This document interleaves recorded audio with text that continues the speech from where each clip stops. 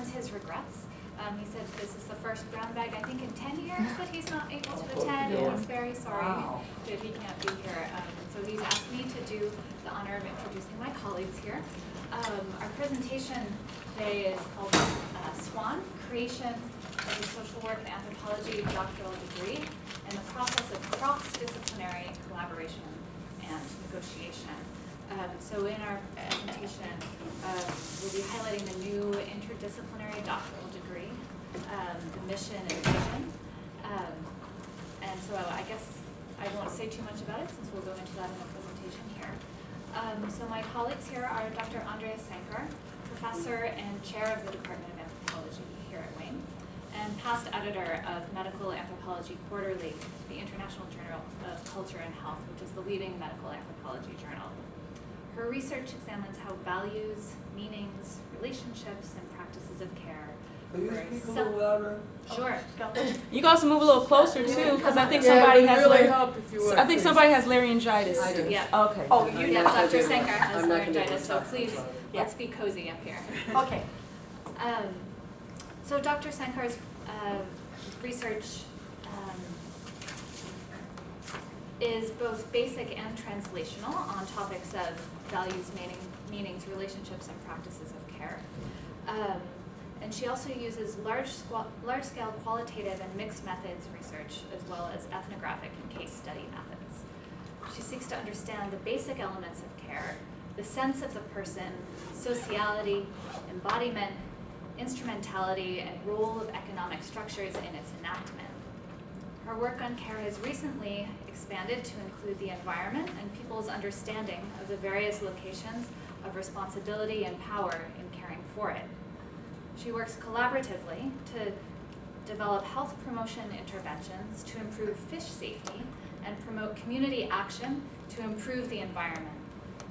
Her research has been funded by local, state, national, and international agencies, including the State of Michigan Department of Community Health, the City of Detroit Health Department, NIH, NIMH, CDC, USAID, FHI, and the Herb Foundation.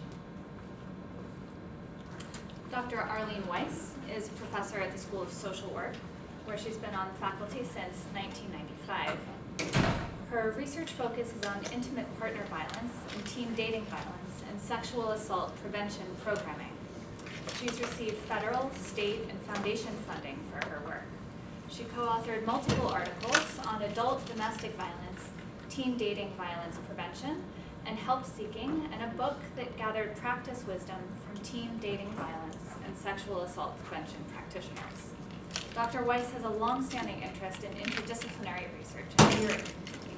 During many years of teaching courses on family theory, she has strengthened her strong appreciation for the contributions of anthropology. Recently, Dr. Weiss has received honors for mentoring rising social work scholars and was honored by Wayne State with a Professors Who Do poster. So it's primarily Dr. Sankar and Dr. Weiss who will be giving the presentation today, as it's the two of them that have been instrumental in the creation of SWAN. I'm Jessica Robbins-Ruskowski. I'm an assistant professor in the Department of Anthropology and the Institute of Gerontology as well. And I'm also on the steering committee for SWAN. So without further ado, I present Dr. Sankar and Dr. Weiss. Well, thank you. As I noted, or as Dr. Robbins-Ruskowski noted, I have laryngitis. I can't talk very loud. So if you can't hear me, please move up, because I really can't talk much louder. Okay, so what is SWAN? Wait a minute. Okay, so SWAN is a combination PhD program in social work and anthropology.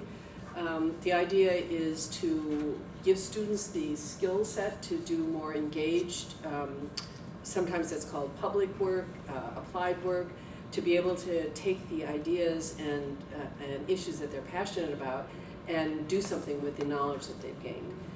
It's very much a combination of the two different separate disciplines, social work and anthropology, trying to meld what can be useful in both of those to address the student issues and these student goals.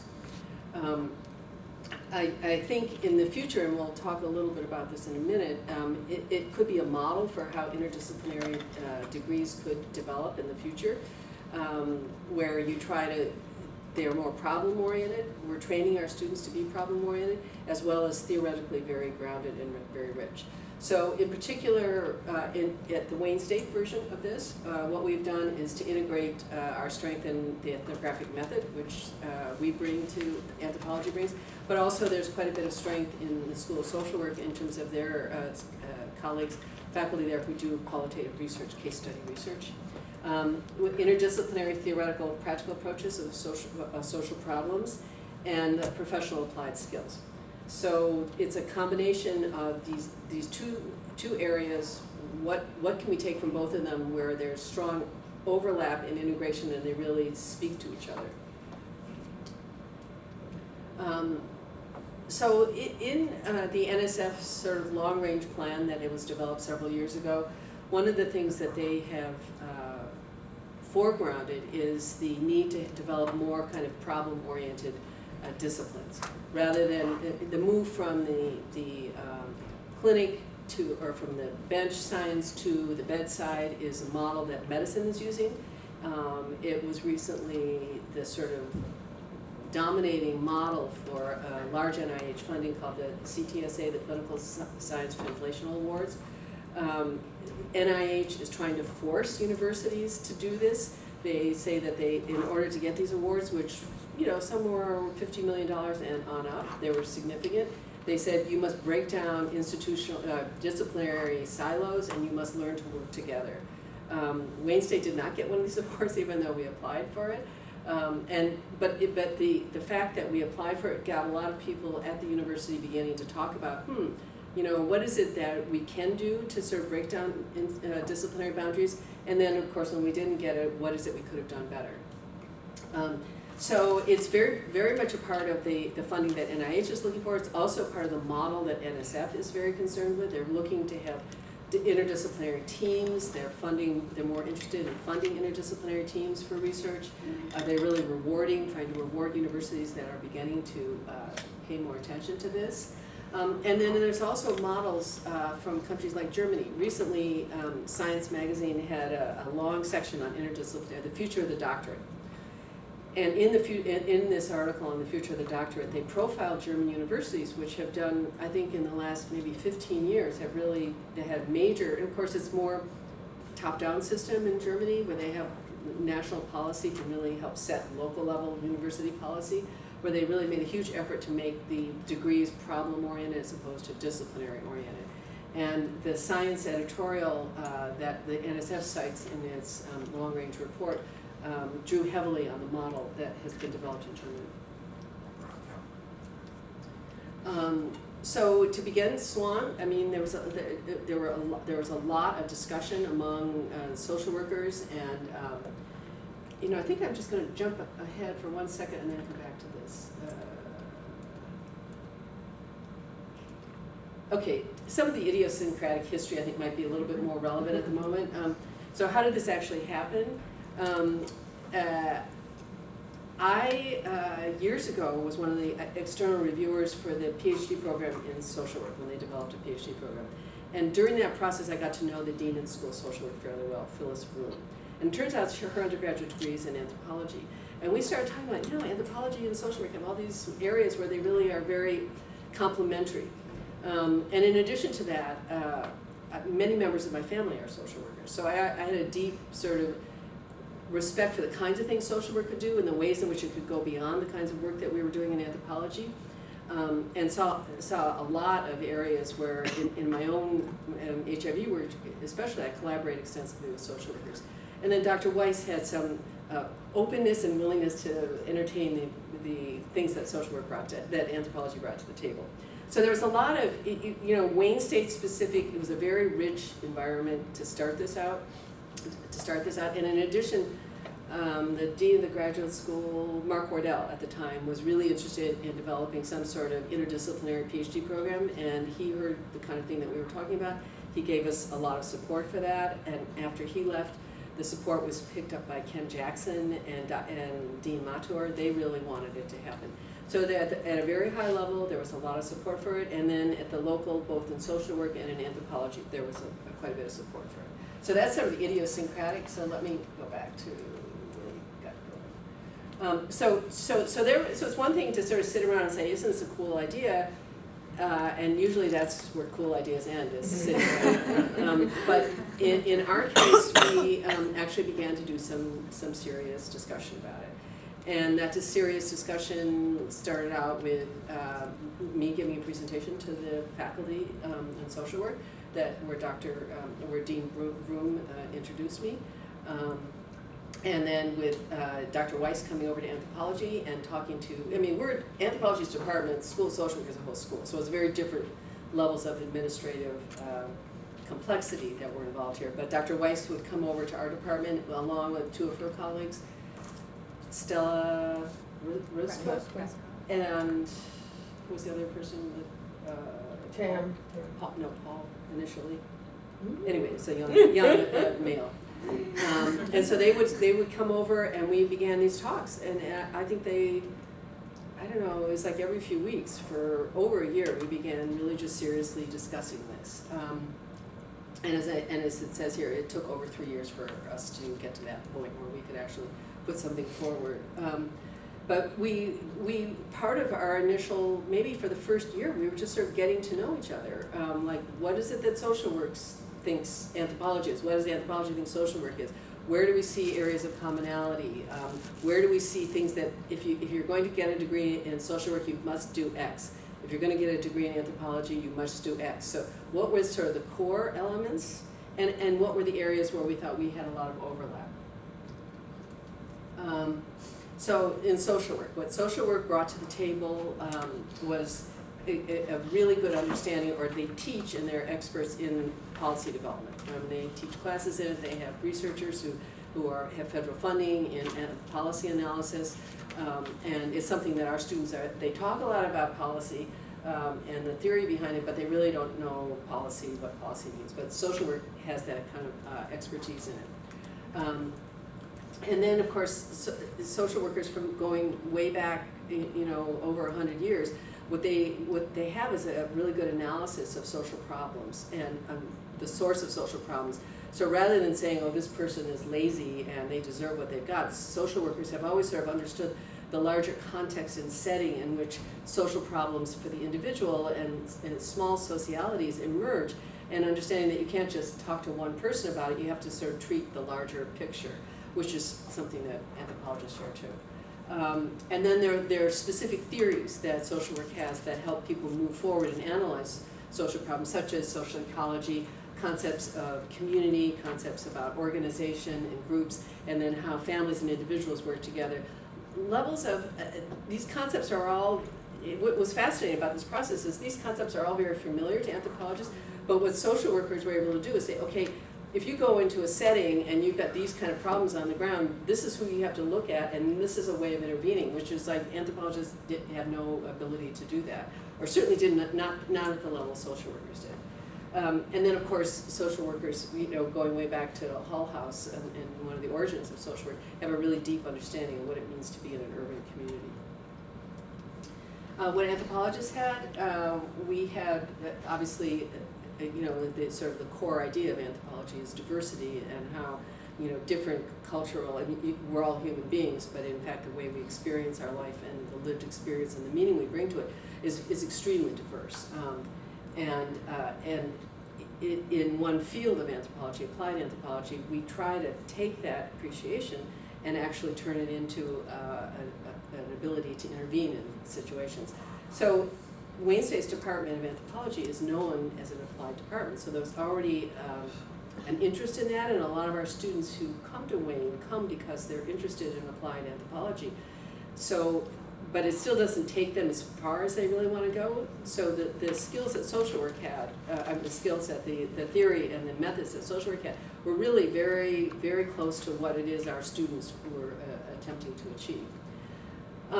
As I said before, anthropology they're also very interested in communities and peoples and settings rather than the individuals. We see issues as larger social groups are responsible or implicated in these issues.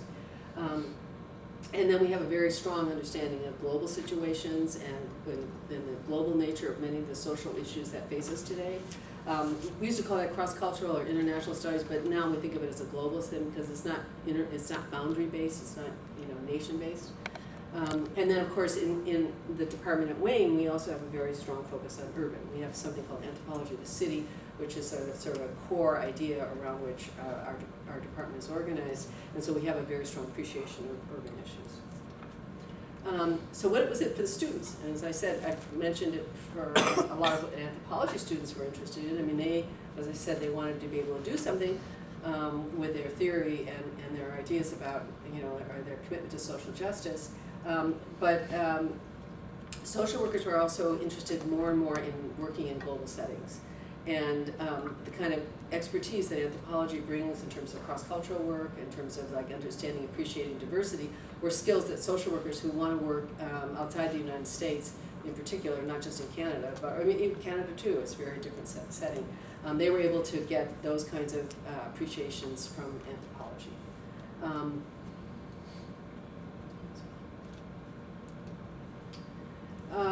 So, what were the issues that we began to address as we really moved away from just talking about isn't this a cool idea and into, okay, how do we actually do this?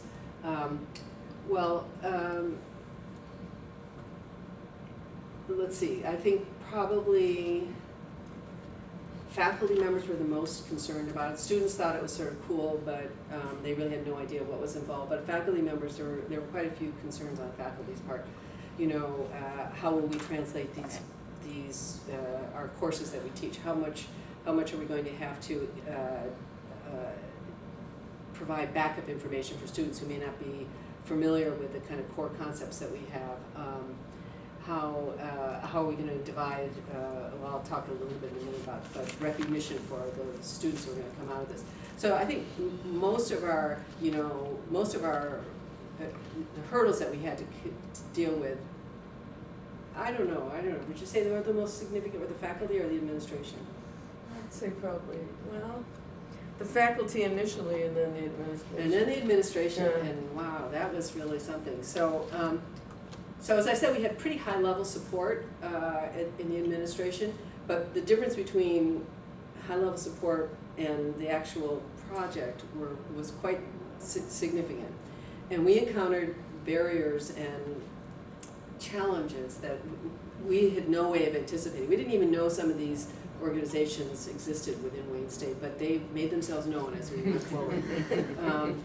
We made, there were so many levels of bureaucracy where we had to present this, both within social work and CLAS, and then within the graduate school, and then within the whole university, and then to the Board of Governors. And at every level, they had different kinds of questions and different concerns, and we were constantly having to create new presentations and anticipate new questions and new issues and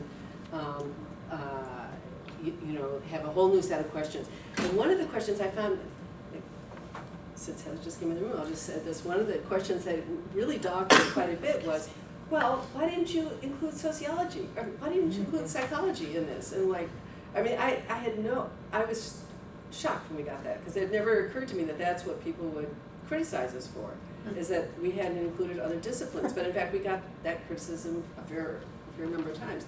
Or what about economics? That should be relevant. Why isn't this part of that degree? So like I said, some of this we knew we would have issues about, well, how are you going to list it? Because there's these the federal government, to give funding, has to, in order to fund a fellowship for a Swan student, they have to have these codes, and we had to find a code that would match the social work and anthropology code. Otherwise, none of our students who, say, got a pre-doctoral fellowship would get funded because they had to have this little code. So there were all these administrative things that we dealt with. This one about, well, why didn't we include these other disciplines, was one that I really hadn't anticipated. Then it turns out there are all these gatekeepers beyond the university, which we thought when the Board of Governors approved the program that we were home free. But then we get these letters from the state of Michigan. Well, there's this committee, and we have to, it's the approval of new doctoral programs in the state of Michigan committee, and that we had to go through a huge process again to get approved there, and they had tons of questions for us. And then not so much a roadblock, but certainly an issue that we're continuing to deal with is how do we talk to our colleagues? How do we talk to anthropologists at other universities, social workers at other universities, people who are interested in like hiring people that we're training. These kind of constituencies, we're learning a lot as we go, because how do we articulate what it is our goals are and what it is we're trying to achieve here to these various groups who, outside of Wayne State, who have no idea about it. And that's important to know how to present what it is we're trying to achieve in that setting. As I already went through this one. So the implementation.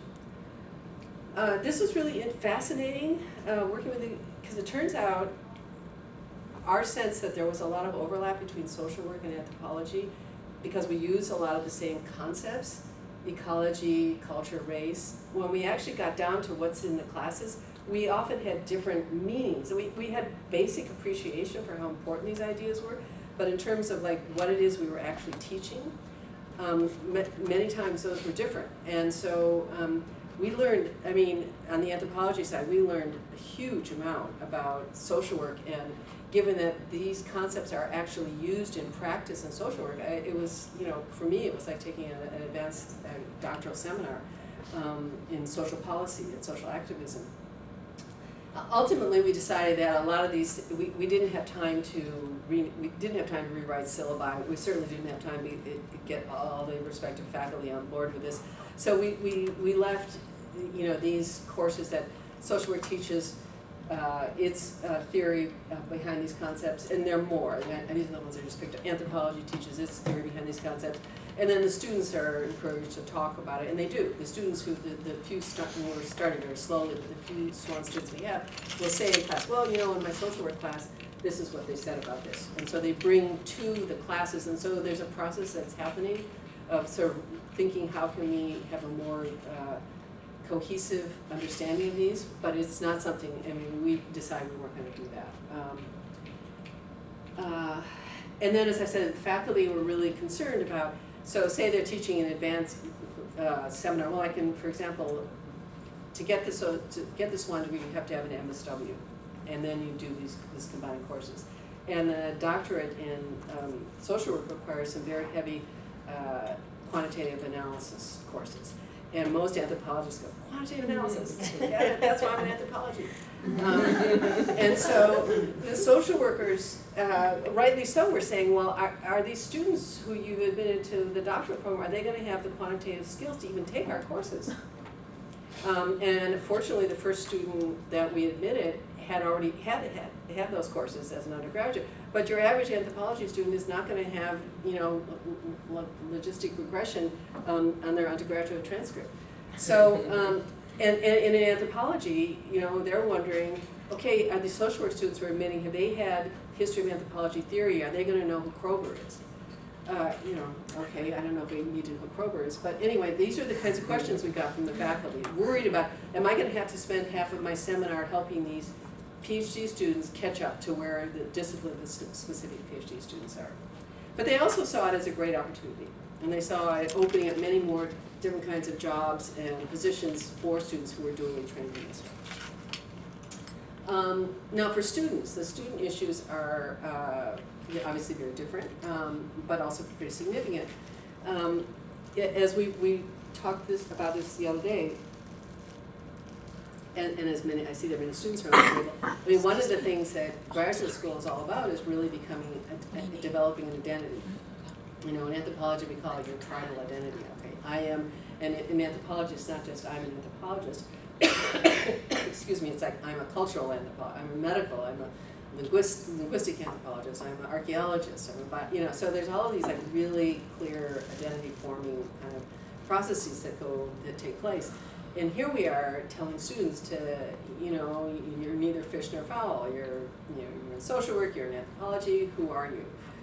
So they and the students who are in it have noted that this is a particular challenge. Right now, because we're admitting very, very slowly, there's no real cohort. So that's an issue for students. Then the complex advising, as I said before, because one of the benefits and requirements of this degree is that you get an MSW. And an MSW has a very heavy, it's a professional degree, it's a license, has a very heavy practice component to it. So it takes a lot of hours every week. And so to develop a course grid that would allow the students to move forward in the PhD program and take all the required courses for the MSW, because that is, those courses are required to be certified. We couldn't negotiate on any of the MSW courses. So those had to be integrated and have to be integrated into any plan of work, and that's a real challenge, as Dr. Weisz will tell you, having spent many, many hours trying to work this out. And so it's the advisors, and somehow, we were fortunate that Dr. Weisz was also the grad director in social work, because so she understood this process really well. But in anthropology, I am not the grad director, and unfortunately Dr. Chris Amalis is not here, but he is he thinks it's a great program, but it's adding to his work, because now he's got to learn all these different kinds of requirements that he has to advise students on that he hadn't thought of before. But the students find it really exciting, and we get tons of inquiries about it, and the biggest, well, we want to keep it small now because we're working out some of the kinks. I think the biggest challenge for people, especially the out-of-state people who want to come, is the lack of funding. We have very limited funding for it, but we're getting, it could get very big very fast, and we're not going to let it happen. So this was really interesting too, the administrative issues, because this was dean-level negotiations, which were fascinating. So how do you, so what happens now in order to get credit, which is what the deans figured out, a dean and also the dean of the graduate school helped with this, students apply either to SWAN social work or SWAN Anthro. And based on your initial application, so you can go on the website and there's 2 buttons you can click. Based on your initial clicking of the button, you're categorized as SWAN Anthro, SWAN social work. There's a mechanism so that in the future, if social work has way more SWAN students than Anthro, that they'll be divided up, because of course we're doing half the teaching. But also, of course, a big issue is already the SWAN students we have are publishing, they're applying for external funding. We anticipate that they're going to go out and get good jobs.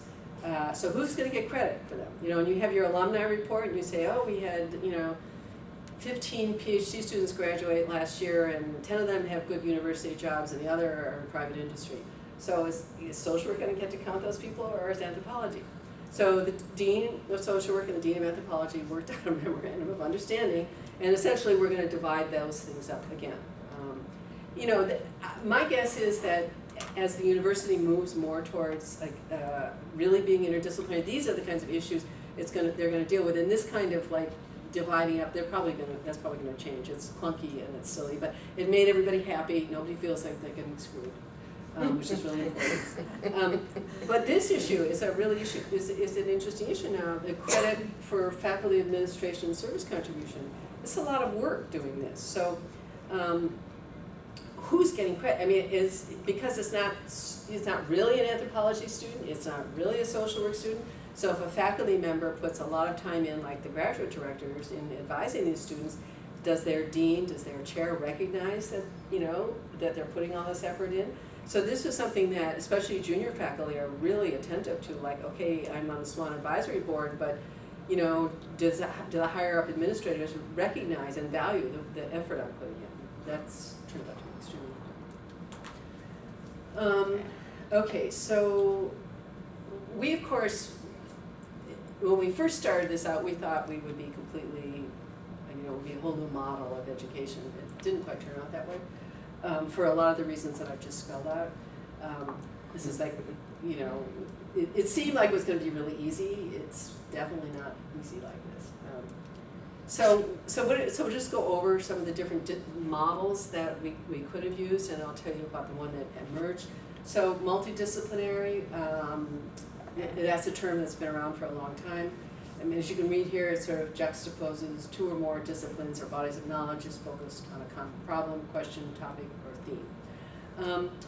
So we're not really, it's not like a program in eradicating HIV, in which we've got like all these different disciplines working. It really is a professional degree, teaching students to go out and address problems. So it's not problem focused in the way that multidisciplinary suggests. And this, in my mind, is more of a model that you would use for a particular research project.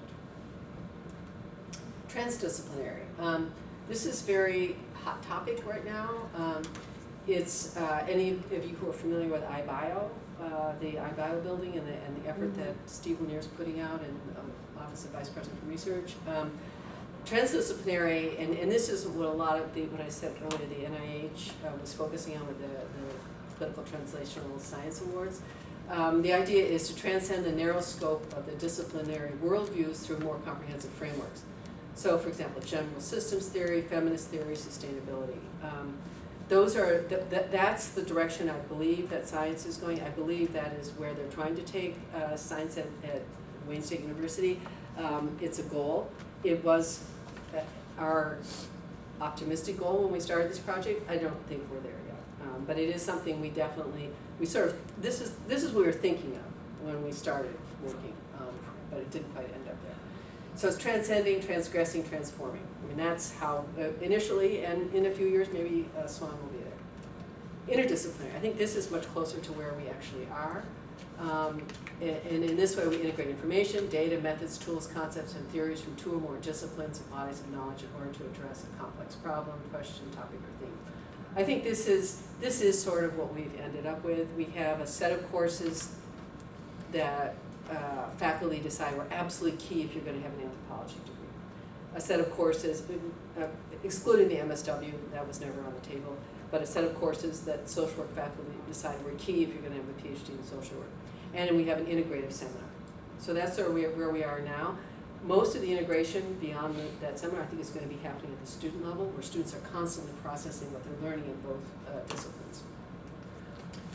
So, but then we've come up with this really interesting question, like, what is a good SWAN, like, X, or ...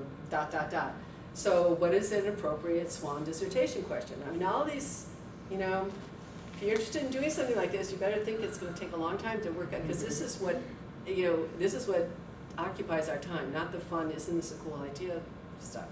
So what is an appropriate dissertation question? How much anthropology does it have to have? How much social work does it have to have? How do you really decide what is a good SWAN question? And then once you figure out what the question is, then what's the right approach? And if we have somebody in SWAN who's going to do a total secondary data analysis that's going to be quantitative, is that really going to be a SWAN question? But maybe they're going to use, I don't know, feminist theory to do it. I don't know. So these are questions that we haven't answered yet, and we will be answering it. This is one that we dealt with just last week. What's the expected length of a SWAN dissertation?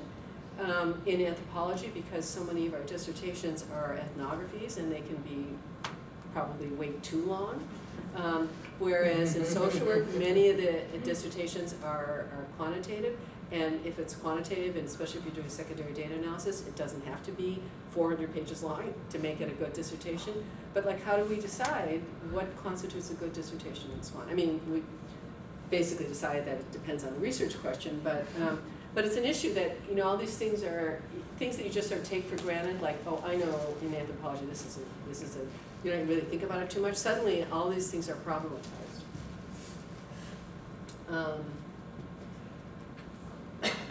And then, of course, you know,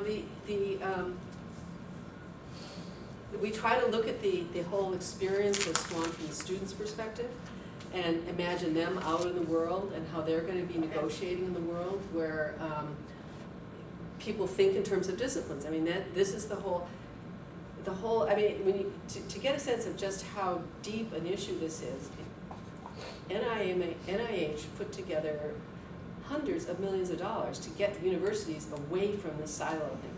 That was the whole idea behind the CTSA, because they recognized that it's not just enough to say we're only going to fund multidisciplinary research. You had to give huge amounts of money and say the only people who are going to get this money are the people who actually do this, and we're going to evaluate whether you're really doing it or you just say you're doing it. And those awards, as I said before, like $50 million. So they were really serious about it, and they were really serious about how entrenched this problem is. So, I shouldn't say problems, just say way of doing business. I mean, they don't want it to be that way, but that's the way the world is. And so we now are beginning to think, okay, how do we help our students? You know, it's one thing for us as faculty to say we're trying this new program and it's going to be interdisciplinary, but how do we help our students negotiate this new world when they go out and get jobs, when they go for funding, when they do presentations in other settings? And then how do we convince people about the relevance of the degree? As I said, we have very high level support for this, but the proof is going to be when our students go out and actually get jobs. And then finally, I mean, the last issue we figure out is we're trying to envision this new model of teaching and thinking about social problems and thinking about educating people to think effectively about social problems while we're actually doing it. And that's been a really fascinating and compelling and deeply challenging process. So I'll stop there and I'll turn it over to Dr. Weisz if you want to. Oh, well, add, I just wanted to criticize. add about the definitions of multidisciplinarity, transdisciplinarity, interdisciplinarity. It turns out there's a lot of different definitions, and some people equate interdisciplinarity and transdisciplinarity. So I did want to be sure you knew I got these definitions from the Wayne State University website, and because we do have a page that talks about and compares these. So to me it seems like we are, as Andrea said, interdisciplinary. Right now I think we had hoped maybe to be more transdisciplinary, but given the size of the program, we can't have a whole bunch of new, truly transdisciplinary courses. Maybe over time we will. And I think our graduates hopefully will be transdisciplinary. But it seems to me like we're more interdisciplinary now. I mean, I'd just like to add that you've got a flyer for the first inaugural lecture. This lecture is going to be given by Dr. Luke Bergman, who does have a PhD in social work and anthropology from University of Michigan. And he is sort of a model of what you can do with this degree. He wrote an ethnography on drug dealers in Detroit, which is a very good, well-selling and well-used ethnography. And he's also a senior director of the Office of Behavioral Health in New York City. He's in charge of drug treatment programs for the whole city of New York.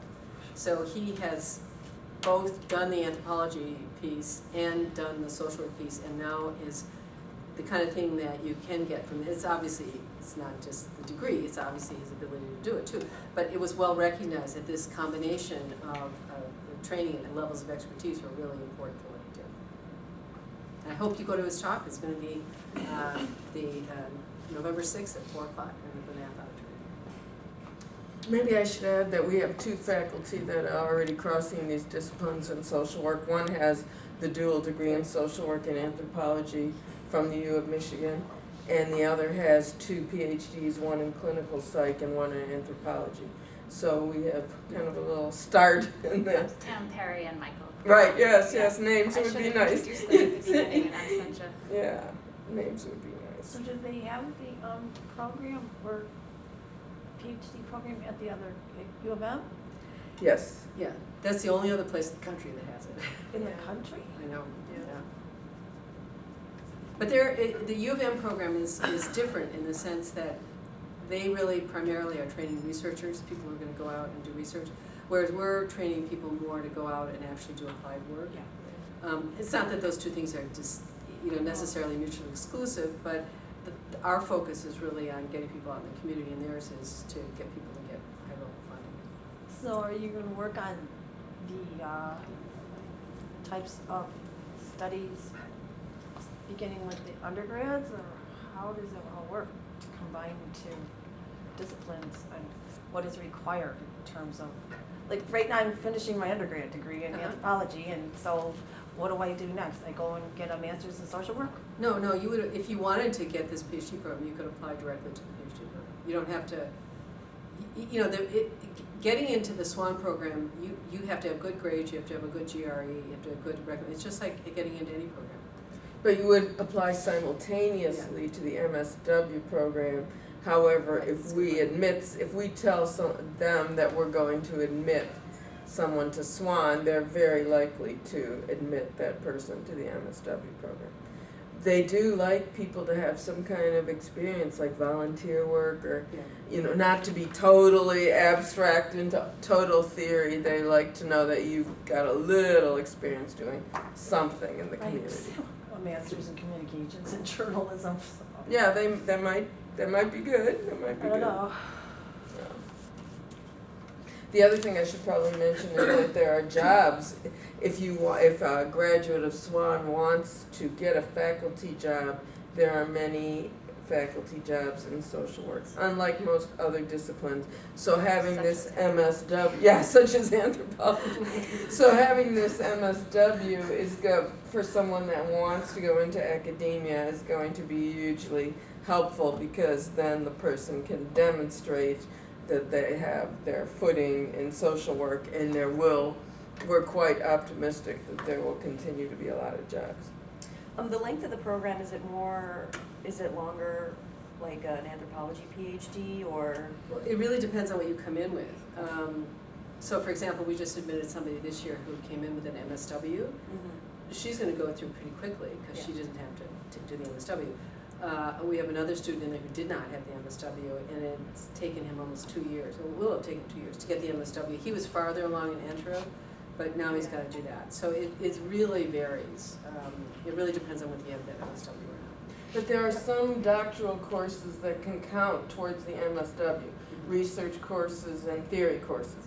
So you're not taking the complete MSW, you're kind of moving along a little faster. But this is not going to be speedy, and they'll have more credits probably than the typical 90 credits that It'd be more like a person. Over 100 credits. Yeah. And that's what the Board of Governors had to approve that. But it's such a strong combination, having the MSW and the joint PhD. It's, for those people who want it, it's a really good idea. So who's the I'm really curious, since I'm a business, I'm applied, I have my MA in Anthro, I have a lot of business experience, I consider myself a business anthropologist. When I first looked at this program though, the social, I was interested, one of our professors mentioned it to me because of my interest in applied, but I was a little concerned about, having just finished the MA, the MSW, like how far away that seemed, more or less the PhD portion of it. But I'm glad you went over some of the things, the very things that I was thinking about. But my question is, how much, you were talking about dividing, how much of it is anthro? If you have the theory, have you, at the PhD level, is it similar to what we see in anthro at the PhD level, or is it a reimagined setting? We should have had a slide up with that. we have it on the web. It's less. There are fewer in social work and anthropology. There are fewer core requirements. You have some of the requirements that any doctoral student has in anthropology or social work, but you have fewer because you have the two disciplines. Okay. So in social work, I believe, I've been told there's much focus on statistics and quantitative analysis.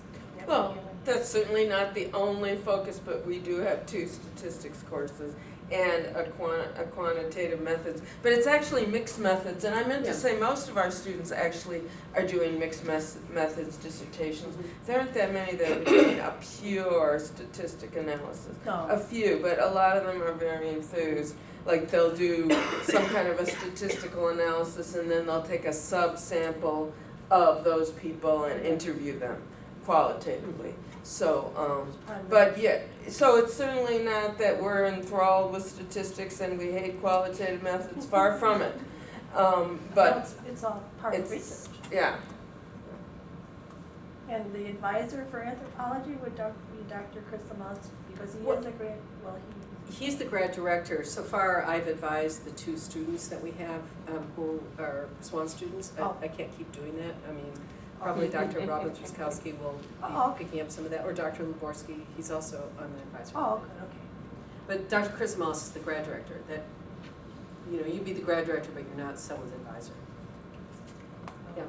I guess I'm thinking in the back of my mind as I hear about this, it's just all sorts of things that swiveling around in my head. One of the things that's swiveling around in my head, I'm thinking of I'm thinking of models, and I'm thinking of like when biologists all get together and say, let's clean up the lake. We're gonna clean up the lake. The ecologist does this, and the biologist does the chemical research, and they're all doing the interdisciplinary things, and they all have their little roles. And then I'm thinking, as social scientists, suddenly saying, oh, now we're going to mix all the disciplines. But when I think of anthropology, I think anthropology is all over the place to begin with. You're right. And when I think of social work, I just think of the activists as applied, going out there and doing it. And then I'm thinking, wow, okay, now that's a big area, you know. So I'm thinking, is this sort of like taking with all this thing with the federal government and all this, sort of like getting the social scientists to become more of an activist, the role of a social scientist as activist, and not just theoretician out there in the hinterlands, or is it because political pressures are forcing us to deal with political problems that we haven't dealt with in a long time? I mean, all these things are sort of rolling in my head, so I'll just throw that out there. Well, I think certainly the second thing you said about, like, is this allowing social scientists to become more active? And that's why a lot of the anthropology students want this. I mean, they are passionate about social problems, they want to do something about it, but they may not have the skill set, even if they're applied anthropologists. So the social work degree really works for them because social workers have that skill and that theory about how you apply those skills. So yeah. So it's not just, like say, applied anthropology here. It's a whole new approach to the whole idea That's right. of doing both social work and anthropology in a whole new way, is what you're saying. Am I understanding that? Ultimately, I would think, I mean, I think you're right. I don't know if anthro's quote all over the place, as you said, but social work has long borrowed, some people say all of its theory from other disciplines, but certainly a lot of its theory. So, you know, in a way that makes for an easier overlap, right? If you've got these two large circles, they could easily find common ground. Well, I guess the reason I say that, because my reading of anthropology and my own, I have a certain affection for the discipline myself, and I read a lot on it, and it seems like there's legal anthropology and medical anthropology and all over the place. I mean, anthropologists are doing a lot of different things, and yet now, when I think of social work, it's like, I've had friends who were social workers, and they were doers. They went and did things, and boom, bam, bing, and I was always impressed. So I'm just thinking to myself, the two of this combined, this is a lot of applied work, a lot of really, and so I keep thinking of it as, part of me is thinking of it as like the social scientist and activist. That's how I'm picturing it in my mind. It's sort of like it's applying all this knowledge and putting it in an area, saying, okay, now we can do something with this. But certainly we still want them to think. I teach theory, I've taught theory for years at various levels. We want them to think. It's not just get out there and do. Yeah. But you know what I'm saying? And the stereotype that people have of academics, that they're always sitting in their ivory tower, that kind of stereotype. Right. So that was a lot of what the initial long work was, to figure out what were the core theories, what were the core ideas in both anthropology and social work that a PhD, we were really clear, it had to be doctoral level training. Somebody who's going to be doctorally educated in this field, in social work and in anthropology, what are those core big ideas that they must be really expert in? And it took us about 1.5 years to work that out. So we said, well, maybe they don't have to have some level of archaeology, but they do have to have a graduate level course in material culture. So, and it wasn't just together, it was like as a group, like the anthropologists would go back and say, okay, where could, is there anything that doesn't have to be here? But what has to be here to be identified as an anthropologist? So, it took a lot of time, self-analysis that we went through. did the political pushback you got from the state, was that because of their own conceptions of the field are still so narrow? Partly that, partly they were worried that we were competing with the University of Michigan. They wanted to make sure it was a solid degree, it wasn't just sort of a degree in name only. You know, they didn't want people paying for something and not having anything in it. No, it was competency, it was competition, it was professional, boundary stuff. I had forgotten, but when we started our PhD in social work, we had to get approval from the state. I mean, I think whenever you do a new PhD, you have to, like, competing programs have to kind of weigh in, and so U of M was a big program that weighed in on the Swan here. Yeah. I was wondering if the medical anthropology students would be the most interested in this PhD. I don't know, not necessarily. Not necessarily. Because there's a place where you can take, there are electives. So in the electives, you could specialize in medical, you could specialize in business. Oh, okay. You could, That's good. yeah, it doesn't have to be. Yeah, like organizational Organizational, development, kind of yeah. environmental, which is close to health, Yeah. but maybe Yeah. a little It different. could be, I would think organizational stuff really is a nice fit with this. Okay. So what type of classes are you guys hoping to make to combine the two? There's a capstone seminar right now Okay. that will combine, it will be at the, sort of towards the end of the program. We don't have anybody who's done yet, we just started it. Right. And eventually, we're hoping we'll have more integrated classes, but right now, that's the first one that's on the books. And you guys said that you're trying to keep the program small. Yeah, right now it's How very many small. students are you? 2 you mentioned?